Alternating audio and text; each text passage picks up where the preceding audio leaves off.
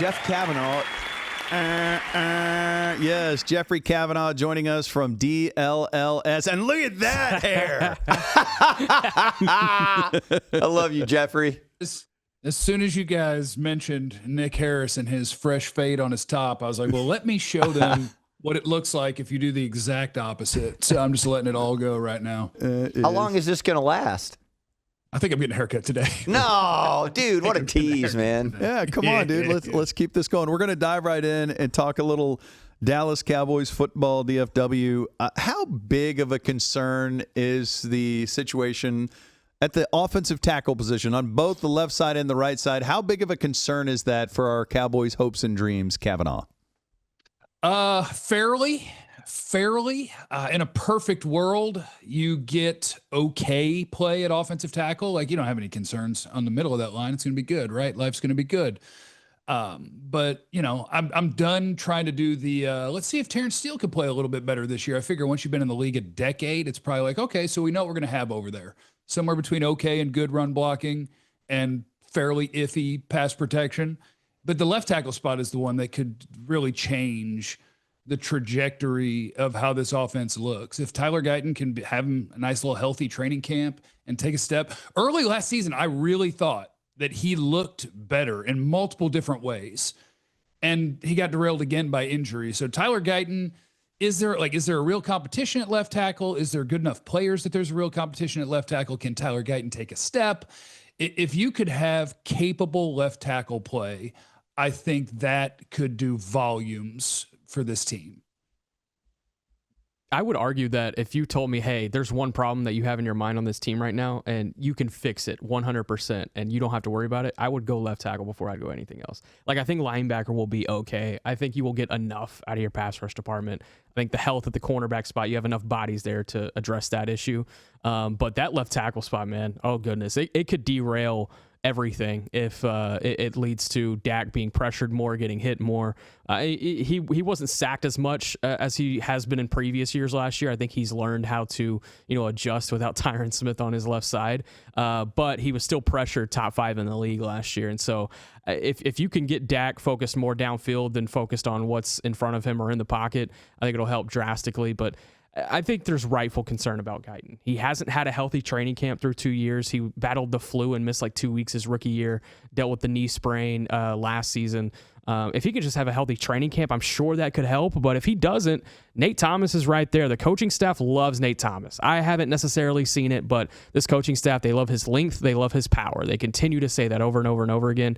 And then Drew Shelton, I think that was a very, calculated pick in the 4th round, bringing a guy with a lot of experience at left tackle. This was a right tackle draft. They brought in a guy that had the experience on the left side. I think that was very calculated to bring him in and try to throw that experience into a competition too. It would not surprise me if when we get out to Oxnard, we're talking about this left tackle spot with Brian Schottenheimer, Jerry Jones or whatever. They're saying, yeah, that's an open competition at this point. Man, it certainly kills Jake Ferguson's numbers if he's got to be hanging back the whole time to protect left tackle. Cavanaugh, you said yesterday, the way you said it, and I didn't disagree with you, but it was almost, well, we know the Cowboys are a top 5 offense.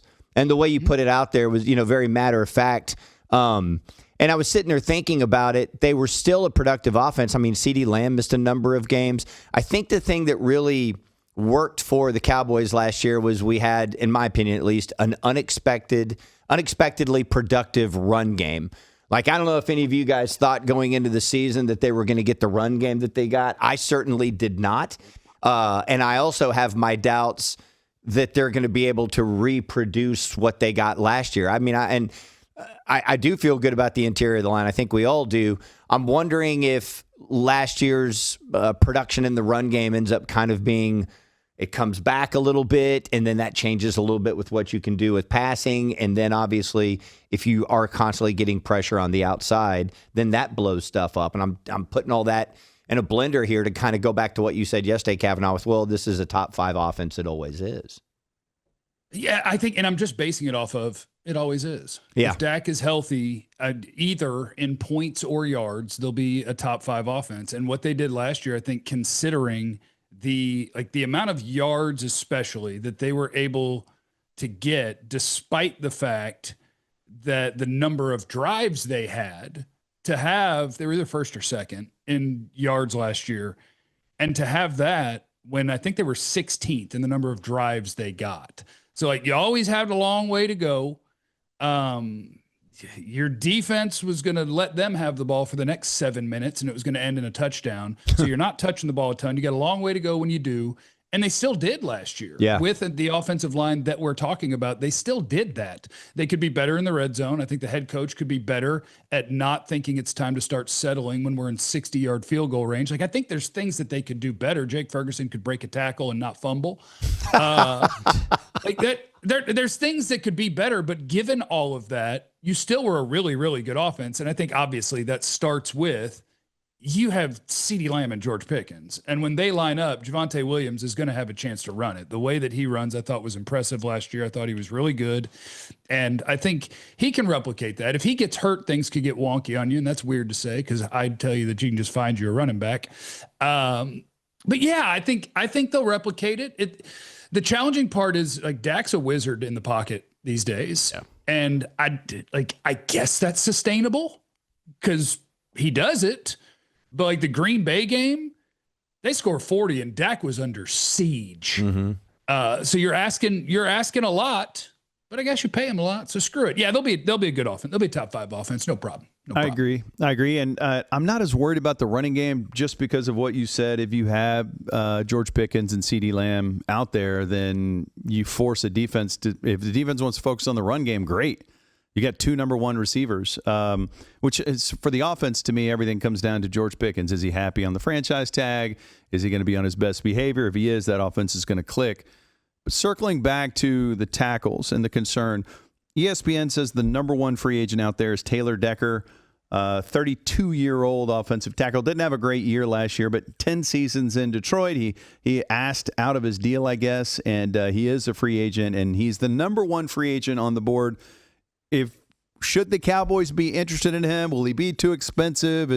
I'll put it to you like this, Nick, or let me ask you like this. Is Taylor Decker better than Tyler Guyton?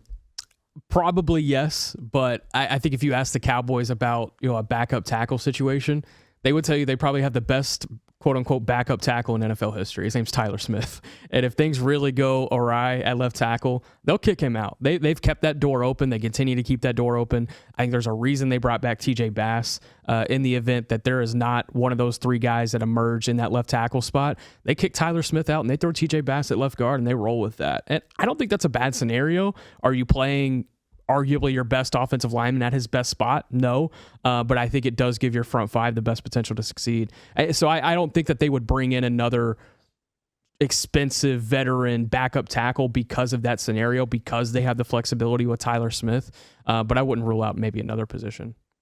And so for if you're not going to rule out another position, let's talk about this. The ESPN list of best free agents out there still at this point, it includes some familiar names that have been tied to the Cowboys in the past. Bobby Wagner, who's 35 and still somehow his name is circling Dallas Cowboys. He had one of his best seasons last year in a long time.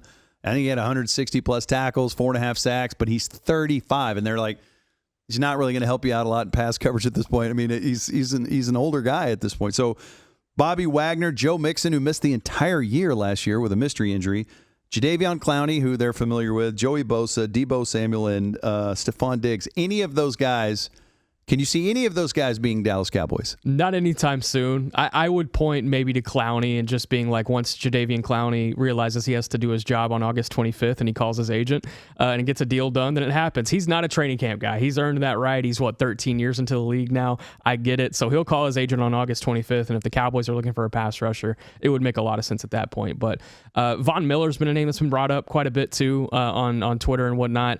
I don't necessarily see that one happening either. I think they are content with what this roster looks like going into training camp. Sure, they'll add a couple of camp bodies, but I think they want to see what this group will give them at camp. Any other thoughts on that?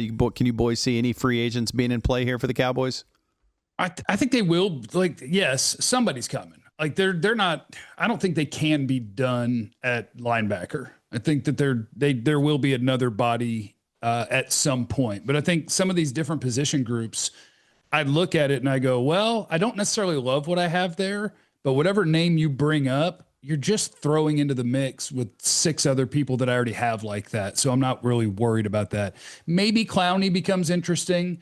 I actually think Taylor Decker to me is interesting because I would rather not move my all-pro guard to become a tackle. Like if everything is going poorly at left tackle, I would rather have Taylor Decker at tackle and Tyler Smith at guard than Tyler Smith at tackle and TJ Bass at guard, because I don't want to move away from my big strengths. The big strength is the interior of this offensive line. And then I'm going to take a guy who's an all pro and I'm going to make him an average starter at tackle, give or take, maybe above average. Maybe you're taking away his superpowers when you move him out there. So I do think Taylor Decker is the most interesting one to me. And I don't know what he's got left. It was a down year. I have no idea why he asked out of his deal with Detroit. But I am interested in that because I don't subscribe to whatever they're doing with backup tackles. We'll see. You draft a guy in the 4th round. We'll see. Hopefully at camp, you go, oh, holy cow, this dude can play a little bit. That would be great. But like Nate Thomas, during the season last year, they decided Terrence Steele was the problem, not Guyton. And they were like, let's just put Nate Thomas in there. And then after like 7 minutes, they went, Terrence, get back out there. And it's like, okay, so that's the guys that we got that we think could take a job if somebody's struggling. I'm interested in Decker, I've decided. Here's the problem with all of this. This decision needs to be made now, or it needs to be made before August. If they're deciding, all right, we've seen everything we want to see from Guyton, he ain't it. Because if you're moving a guard to tackle mid-season and it's not injury related, then you've experienced so many problems, you're already behind the 8 ball. I mean, we were talking about this yesterday. The division does not look good. And so if you can get any traction early in the year, you can definitely put yourself in the driver's seat in this division. If you are week 5 or week 6 going, okay, we got to move our offensive line around, then that's because something, I don't want to say catastrophic, but something is functioning really poorly. And they need to make that evaluation going into the season so they can address it now. Because again, if you start moving those chess pieces later in the year and it's not injury related, that sucks. That's going to be a lot of dissatisfaction. We're going to be barking on this show. Fans are going to be going ape-s on Twitter. And that's going to be a byproduct of not winning games and not winning games because of an issue that you didn't evaluate properly going into the season. I mean, shoot, they did that with Tyler Smith last year by way of injury, and everyone was still going ape-s. Yeah. And the season was already well off the rails by then. Yeah. So I could definitely see that scenario. It is the most Cowboys thing ever. I agree with you, Skin. It's the most Cowboys thing ever for them to not see what everybody sees. We're like, look, all these Super Bowl dreams, all this postseason, these postseason aspirations, they're in danger because you suck at the offensive tackle position. And they're like, no, we feel pretty good. We feel good. We're going to take it one game at a time. Like, we all see it. Why would you wait to address? Anyways, I don't know. It'd be the most I just want to say one last thing. I've not at all given up the idea that Guyton can be adequate, or let's just say capable. Because, again, there has been stretches where he looked good. And if then you take step backs and they're injury related, now that's a whole other question of can a guy stay healthy? That's a different thing than is a guy competent at his position, or do those injuries compromise him to the point where he isn't functioning at the position. And so what does that mean long term? But I remember, the first quarter or third of last season going, okay, Guyton's looking pretty good. And then obviously it became a problem later, whether that's injury related or a combination of both. That's a whole other story. All right. I have a question for you guys, and we're going to put a pin in this. So what do you think about this? Which player on the Dallas Cowboys could take the biggest leap this year? Now, while you're pondering that and thinking about which player could take the biggest leap, I want to say that question is brought to you by our friends at Smith Thompson Home Security. Yeah. We love these guys. Mark Thompson started this company way back in 1978. It's only $16.95 per month for home security monitoring. If you support us, support the show, we'd love for you to reach out to Smith Thompson. Go to SmithThompson.com. Now, I'm going to start with you, Cavanaugh. Which player on the Dallas Cowboys could take the biggest leap this season? I'm going to go with the guy that could take a leap and that I think would be really important for this team that he does. I bet we all. And I'm going to go Go ahead. I'm Go going ahead. to Ezeraku. That's who I was going to take too. I know when you said that, I knew you were going to take him. Go ahead. Is Kavanaugh, everybody going to take Donovan Ezeraku? I can pick a different guy. No, Go for it. Go. Yeah, I think their pass rush group, they have at the pass rush and at cornerback, both of those spots. I feel good about the depth. I feel good about the number of guys that are at least NFL caliber this year, and that wasn't true last year. But at neither of those spots do I feel like you look around the league and say, boy, that's a real strength of the Dallas Cowboys. The pass rush, when it comes to the edge group, no, I think you got guys, but you don't have a dude. And for Ezeraku, who I wouldn't say he had a bad rookie year. Like, I thought he was all right. He showed promise. It's just the pass rush results that didn't translate from college to the NFL. And I thought they had a shot to. And so I think he's the prime candidate that could maybe mean the most for this team, or maybe that's still Guyton. But that position group needs some juice in it. And so Malachi Lawrence can hopefully help you with that. But Ezeraku becoming a 6 to 8 sack guy could be big for this team.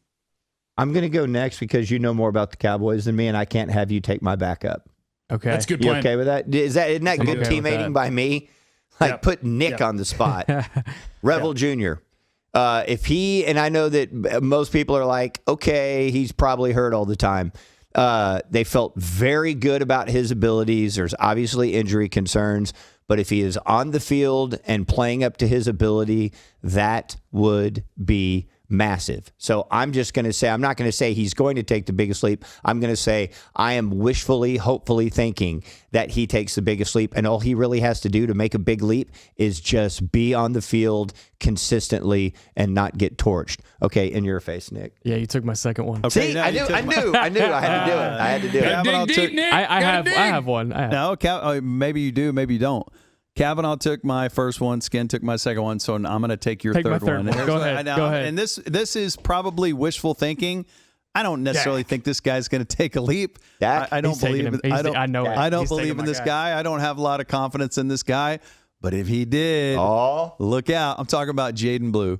In your Jaden face. Blue would In take- your Oh, face. Nick's running out of candidates. if he takes a leap, like I'm worried about, I'm worried about them at the backup running back position. You know, I don't think Javonte Williams is great, but I just don't. I think in a lot of ways he's kind of just a guy, and he sizzled out towards the end of the year, and you know, I think they could use a Robin in the sidecar for that Batman situation. And so Jaden Blue, he's got explosive potential, and we saw towards the end of the season look pretty good. But I get the feeling that they kind of think he's a dumbass. I just get that feeling that they're not big believers in him, that he has his head on right. So anyways, there you go. There's three guys. And now, Nick. I would like to give You know- a couple more guys. Yeah, I want to before hear we what get to Kavanaugh this guy. thinks. What are you thinking, Kavanaugh? The name I have in my head, I don't think y'all are going to take. Brevin Spanford, Okay. Ryan Flanoy, Okay. Ryan Flanoy, Hunter Lipke expanded role. Yep. All right. We're good. We're still good. The Really? step here is more of a rebound. Malik Hooker. Okay. Dude, just take Dak. We Yeah, ready? go ahead, we ready? Nick. I'm actually glad done. it worked out this way because I would probably put this guy number 2 right behind Ezeraku, Kenny Clark.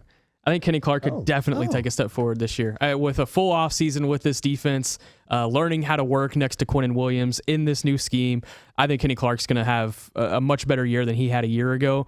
Him getting thrown into this system, they were more so trying to figure out how to work into life without Micah rather than life with Kenny Clark. And I think now that you add Quinnen Williams next to him, they understand the resources they have around him. I think Kenny Clark could have an awesome year here. Then you'll try to understand a little bit more what that trade value looks like specifically for him, because I don't think we saw that at times last year, and other times we did. That Raiders game, man, he was a monster when you saw him next to Quinnen. I think that really kind of offered an insight of what the future could look like in the middle when those two are on. So yeah, give me Kenny Clark. Okay, good stuff. Hey, Survived it. yeah, good stuff. And you finally got to one that we didn't take. Kavanaugh, thank you for your time, brother. Say hello to all of our friends at DLLS. We love you guys, and we'll talk to you soon. All right. Love you. Bye. All right, Adios. there he goes, Jeffrey Cavanaugh.